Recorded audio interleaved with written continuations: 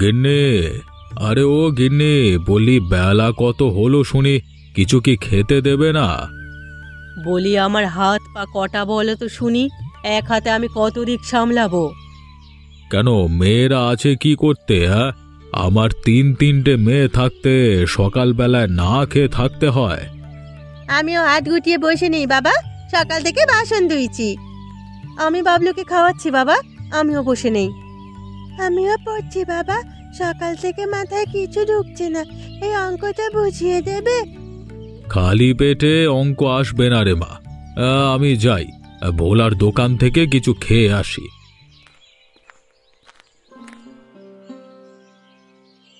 এখন আর কোথাও যেতে হবে না, এই নাও মুড়িগুলো খেয়ে একটু চা খাও, আমি ভাতের হাঁড়ি চড়িয়েছি। দাও গিন্নি দাও, সকালে একটু মুড়ি পেলে মন্দ হয় না। তা তপন কোথায়? ওকে দেখছি না যে। ও বাজারে গেছে। সে কি, ছেলেটাকে বাজারে পাঠালে কেন? ওর না আজকে অফিস আছে। আমার কথা বললে কি আর শোনে? বললে আজ মাছ কিনবে গিয়ে, বাজারে নাকি বড় মাছ উঠেছে। বড় মাছ? আহা, কতদিন বড় মাছ খাই না।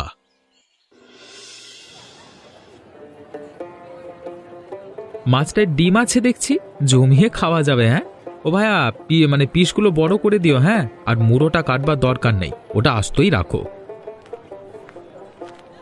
কে তপন, কেমন আছো? আরে মাস্টার মশাই, আপনি এদিকে?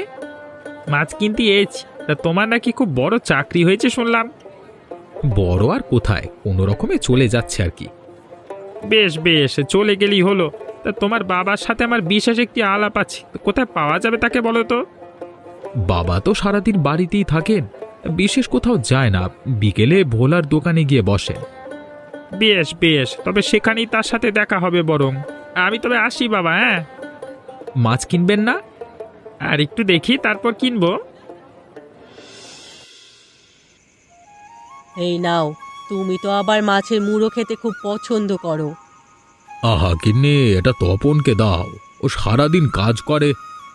আমাকে এটা দিও না বাবা, বাবলু মাছ খেতে ভালোবাসে, ওকে মুড়োটা দাও।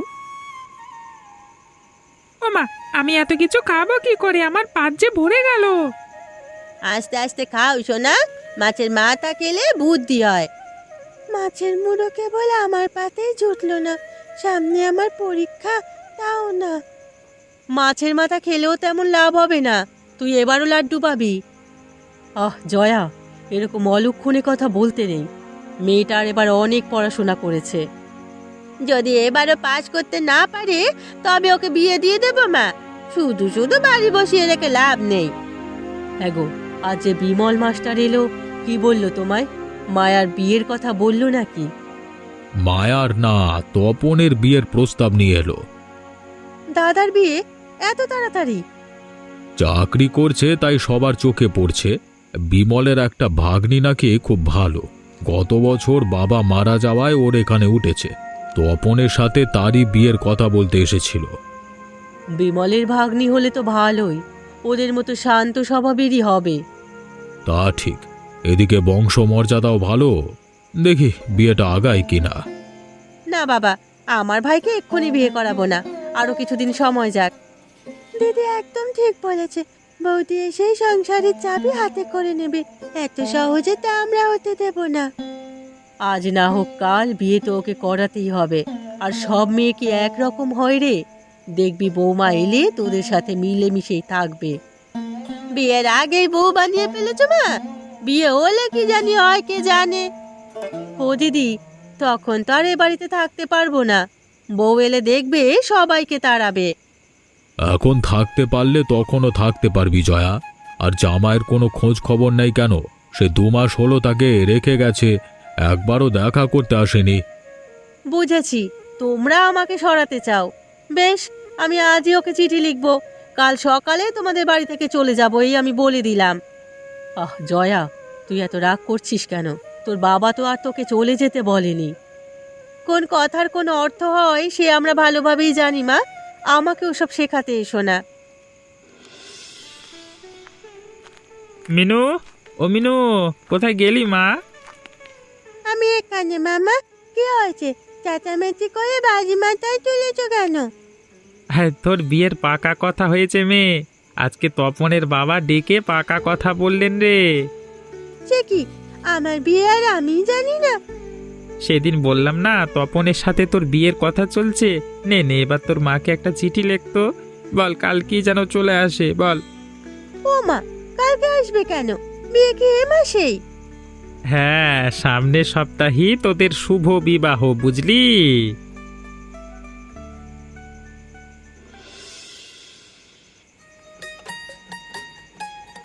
বরণ কাজ হয়ে গেছে মা, তুমি এবার গৃহে প্রবেশ করো। ডান পা দিয়ে ঘরে ঢুকবে কিন্তু, আবার ভুলে বাপা বাড়িও না। তা আমার জানা আছে ঠাকুরজি, তোমাকে শেখাতে হবে না। সে কি কথা, নতুন বউ তো কথা বলছে গো, আস্তে না আস্তে ঝগড়া শুরু করে দিয়েছে। আহ মায়া, চুপ কর তো, এখানে ঝগড়ার কি দেখলি? তবে তুমি যত কথাই বলো মা, যে বউ আস্তে না আস্তে মুখে মুখে কথা বলে, সে দুদিন গেলে কি করবে তা উপরবেলাই ভালো জানেন। হয়েছে হয়েছে, সেটা তখন দেখা যাবে। এখন কথা বলে গৃহপ্রবেশ বিলম্ব করো না তো, লগ্ন পেরিয়ে গেলে আবার মুশকিল হয়ে যাবে। এসো বৌমা, তুমি ভেতরে এসো।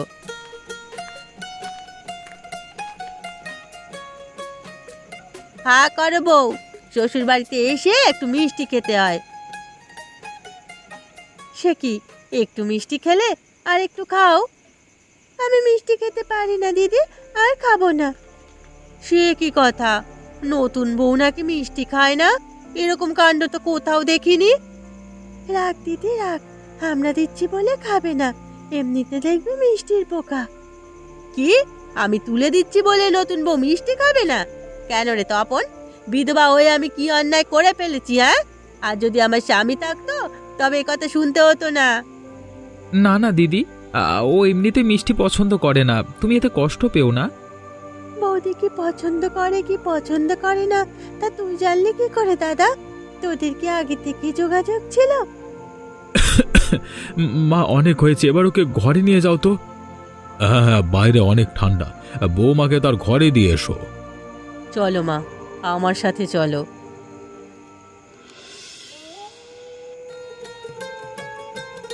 ননদ তো নয় যেন সাক্ষাৎ জমদূত, গোয়েন্দার সামনে এসে পড়লেও এত জেরা করে না। ওরা একটু এমনই, তোমাকে সবার সাথে মানিয়ে নিতে হবে। মানিয়ে নেবো কেন? আমি তো মানিয়ে নিতে এখানে আসিনি। সে কি, তাহলে কি ননদের সাথে ঝগড়া করবে? তাও হবে না, কারণ তার আগেই ওদের সাথে মিশে যাব। যাক বাবা, হাঁপ ছেড়ে বাঁচলাম। তুমি তবে অন্য বউদের মতো নও। অন্য বউদের মতো মানে? কটা বিয়ে করেছেন আপনি? না না, আমি আগে বিয়ে করিনি কোনো। এই যে অন্যের বাড়ির বউয়েরা ঝি ননদের সাথে ঝগড়া করে, তুমি তেমনটি নও তাই বললাম। আমি যে তেমন নই, বুঝলেন কি করে? তোমার কথা শুনেই বুঝতে পেরেছি গো। বেশ, বুঝলে ভালো। এখন আমার খুব ঘুম পাচ্ছে, আমাকে ঘুমোতে দিন তো। সে কি, রাতে খাবে না? না, আমার খুব মাথা ধরেছে, আমি এখন ঘুমাবো। হ্যাঁ গো দিদি, বউয়ের চোপা দেখেছো? মুখের ওপর কথা বলতে ছাড় দেয় না। শহরের মেয়ে বুঝলি না, মুখে মুখে তর্ক করে অভ্যাস আছে। আমি আগেই বাবা মাকে বলেছিলাম এ বিয়ে না করাতে, এখন বুঝুক মজা। কদিন পর থেকে যে এই মেয়ে কাউকে মানবে না, তখন টের পাবে। না না দিদি, তা তো আর হতে দেওয়া যাবে না। হাজার হোক ভাইটা আমাদের, অন্য মেয়ে তার সংসারে ছড়ি ঘোরাবে, তা মানা যায় না। সত্যি, একদম সত্যি কথা বলেছে বর্দি, এত সহজে হাল ছাড়া যাবে না। ওই মেয়ে যদি ঘরের কর্ত্রী হয়ে যায় তবে আমাদের কপাল পোড়াবে। বেশ, তবে আমিও কম জানি না। ওই মেয়েকে যদি চুলের মুঠি ধরে না নাচাই, তবে আমার নামও রাসমণি না। ও মা, আমি সব বলে দেব। সে কি, তুই ঘুমাসনি? না, আমি জেগে জেগে তোমাদের সব ষড়যন্ত্র, সব মন্ত্রণা শুনেছি। তা কি শুনেছিস তুই? তোমরা সবাই মিলে নতুন মামিকে সায়স্তা করবে। আমি সব বলে দেব ওদের। তবে রে দুষ্টু বাদর, আজ তোর একদিন কি আমার একদিন।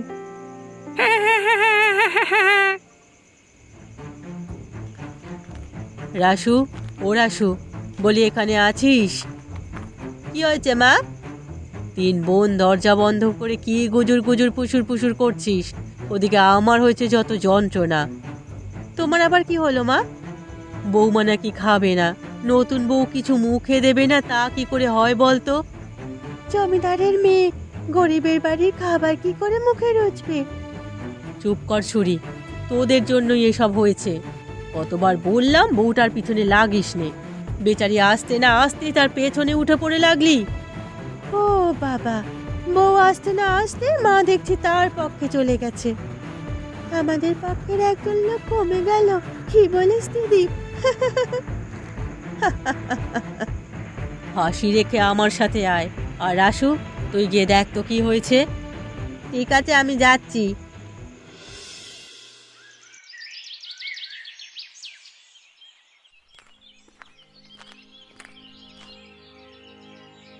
ওমা, আজ ঘুম থেকে উঠতে উঠতে কত বেলা হয়ে গেছে, কত কাজ পড়ে আছে দেখছি।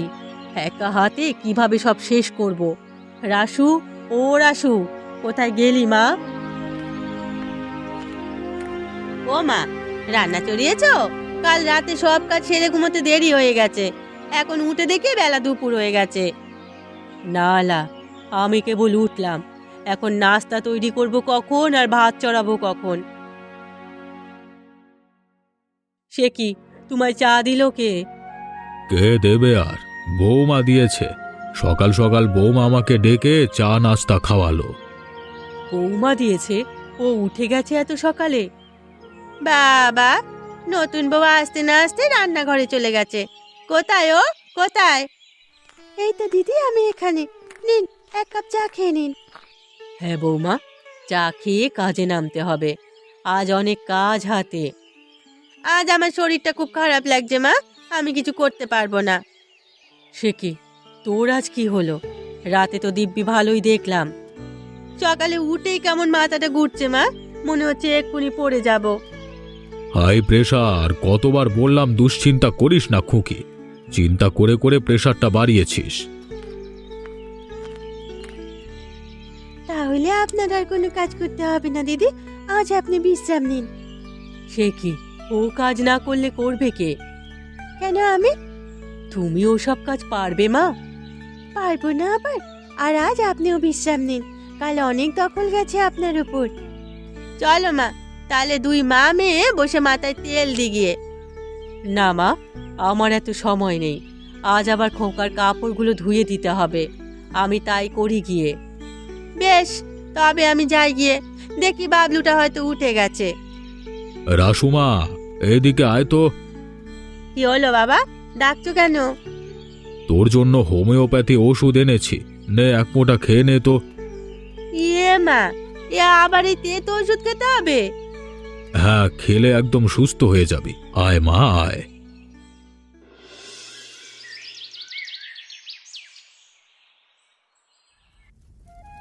বৌদি, ও বৌদি, কি করছো? রান্না করছি ঠাকুরজি। কি কি রান্না করলে? মাছ, মাংস, শাকসবজি সব আছে। আজ কিন্তু আমার বর আসবে, তার জন্য একটা মাছ ভাজি করে রাখবে। মাছের তরকারি আছে, আবার ভাজি করার কি দরকার? তুমি এত বেশি বুঝো না তো বউ, ও যেভাবে বলছে সেভাবে রান্না করো। বেশ, তবে আপনারাই রান্না করুন না। তুমি থাকতে আমরা রান্না করব কেন? দাদা কি তোমাকে সাজিয়ে রাখতে ঘরে এনেছে নাকি? তোমাকেও সাজিয়ে রাখতে বাড়িতে রাখেনি? কাজ করে খেলে কি এত অসুবিধা হয় তোমাদের? দেখলে দিদি, দেখলে কিভাবে কথা কইছে আমাদের সাথে? আমি আর কিছু বলবো না মেজো, এ কথা এবার মায়ের কানে তুলতে হবে। কি, বৌমা তোদের এই কথা বলেছে? শুধু কি এ কথা, আমাদের আর খেতে দেবে না, নিজে কাজ করে খেতে হবে, আরো কত কি বলেছে। দাঁড়া, আমি এক্ষুনি ওকে ডেকে পাঠাচ্ছি। না না, এখন কিছু বলতে হবে না, তুমি কেবল তপনকে জানিয়ে দিও। হ্যাঁ মা, মেয়েটা বড় সুবিধের নয়, দাদা কিভাবে যে ওকে নিয়ে সংসার করবে তা উপরওয়ালাই জানে। সে কি, বাবলুটা পড়ে গেল কেন? বাবলু, ও বাবলু, কি হয়েছে তোর? আরে তাই তো। বাবলু, ও বাবলু। ও মা, ও যে কথা বলছে না, কি হবে এখন আমার? কাঁদিস না মা, কিছু হয়নি, ও জ্ঞান হারিয়ে ফেলেছে। শরীরও গরম দেখছি, মনে হয় গায়ে অনেক জ্বর। নে ধর তো জয়া, তুই ওকে ঘরে নিয়ে যা। মায়া আর তুই গিয়ে বরুণ ডাক্তারকে একটিবার বলে আয়।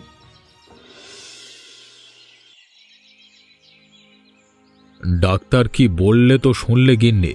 কালকের মধ্যে যদি ওর জ্বর ভালো হয়ে যায় তবে ভালো, নাহলে হাসপাতালে নিয়ে গিয়ে পরীক্ষা করাতে হবে। যদি খারাপ কিছু হয় তবে অপারেশনও করাতে হতে পারে। এত ছোট ছেলেটার কি অসুখ হলো, এ বয়সে ওর অপারেশন লাগবে? অসুস্থ হবে তো বাবা, আমার বড্ড ভয় করছে। ওপরওয়ালার উপর ভরসা রাখ মা, আশা করি খারাপ কিছু হবে না। হ্যাঁ দিদি, দেখবে বাবলু কাল ঠিক সুস্থ হয়ে যাবে। মা, ও মা, বাবলুর কি হয়েছে? ও তপন, তুই এলি, আমাদের যে সর্বনাশ হয়ে গেল বাবা। ঘটনা শুনেই আমি বের হয়ে এলাম। ও কেমন আছে এখন? এখন কিছু বলা যাবে না, জ্ঞান ফিরুক তারপর দেখা যাবে।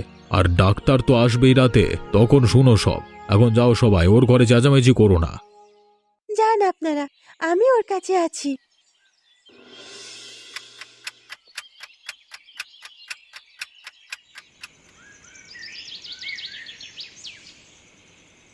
বউ, ও বউ, তুমি এখনো এখানে?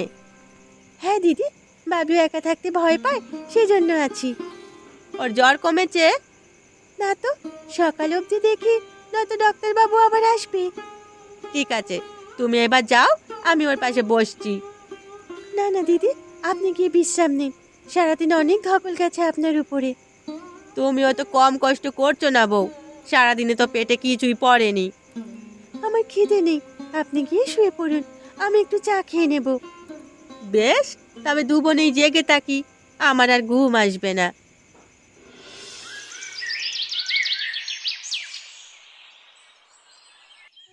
বাবলু রিপোর্ট ভালো আসেনি। ডাক্তার বলেছে অপারেশনটা তাড়াতাড়ি করাতে হবে। কি অপারেশন লাগবে? ডাক্তার যা বলল তা তো নিজের কানে শুনলে। এখন তোমাদের যা ভালো মনে হয় তাই করো। কি আর করার, অপারেশন করাতেই হবে। আমরা আমাদের দাদু ভাইকে অকালে হারাতে চাই না। কিন্তু তার জন্য টাকা লাগবে অনেক। আমাদের হাতে তো এত টাকা নেই। কত টাকা লাগবে রে দাদা? সব মিলিয়ে 1,00,000 টাকা। এত টাকা? এত টাকা তো আমাদের কাছে হবে না। শ্বশুরবাড়ি থাকতে ওর পকেট থেকে চুরি করে কিছু টাকা জমিয়েছিলাম, তবে 5,000-এর বেশি হবে না।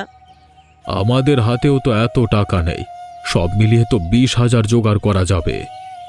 এখন কি হবে তবে? আমার ছেলেটা কি টাকার অভাবে মারা যাবে? বাবলুর কিচ্ছু হবে না দিদি, ও সুস্থ হবে। সে কি বৌমা, তুমি কি আনলে? এখানে আমার কিছু গয়না আছে মা, এগুলো বিক্রি করে বাবলুর চিকিৎসা করানো যাবে। তোমার গয়না বিক্রি করে নাতির চিকিৎসা করাতে হবে? না না বৌমা, তা সম্ভব নয়। হাজার হোক, এই গয়নাগুলো তোমার বাবার বাড়ি থেকে দিয়েছে, আমরা এগুলো বিক্রি করতে পারবো না বউ। বিপদ আপদ তো বলে কই আসে না দিদি, আজ এই বিপদে এছাড়া আর কোনো উপায়ও নেই। আপাতত এগুলো বিক্রি করে চিকিৎসার খরচ সংগ্রহ করুন, পরে আবার গয়না গড়ানো যাবে। বাবলু শরীরের অবস্থা বেশি ভালো নয়, আর মিনুও যেহেতু গয়নাগুলো দিয়েছে, তাই এখন সেগুলো নেওয়া উচিত। দাদা ঠিক কথাই বলেছে, গয়নাগুলো বন্ধক রেখে টাকা আনা যাবে, পরে আবার সেগুলো ছাড়িয়ে আনা সম্ভব। বেশ, এভাবে যদি হয় তবে তাই করো। ওগো, তুমি কি বলো? তাই তো করতে হবে দেখছি, এছাড়া আর কোনো উপায় নাই যে। তবে নাও, এই গয়নাগুলো নাও, আজই ওর চিকিৎসা শুরু করো। যাক বাবা, অবশেষে তুমি বাঁচালে, না হলে আমাদের বাবলুকে হয়তো হারাতে হতো। ছি, এমন কথা বলো না, ও তো আমাদেরই সন্তান। এটা যদি না করতাম তাহলে আমারই খারাপ লাগতো। হ্যাঁ বউ, আজ থেকে বাবলু তোমারও। ওর জন্য যেটা করলে সেটা কেউ করতে পারবে না। আমরা তোমাকে ভুল বুঝেছিলাম বৌদি, তুমি যে এত ভালো তা তো জানা ছিল না। হ্যাঁ বৌদি, আজ তোমার সাথে আর দুষ্টুমি করব না। যাক, তবে তাহলে তোদের সুবুদ্ধি হলো। হ্যাঁ গিন্নি, আর কোনো চিন্তা নেই। এখন আমার 4 মেয়ে, ওরা সবাই মিলেমিশে থাকবে। ঠিক আছে, এখন তবে চলো, আর আপনারাও আসুন। এরকম মজার মজার গল্প দেখতে আমাদের চ্যানেলটিকে সাবস্ক্রাইব করতে কিন্তু ভুলবেন না।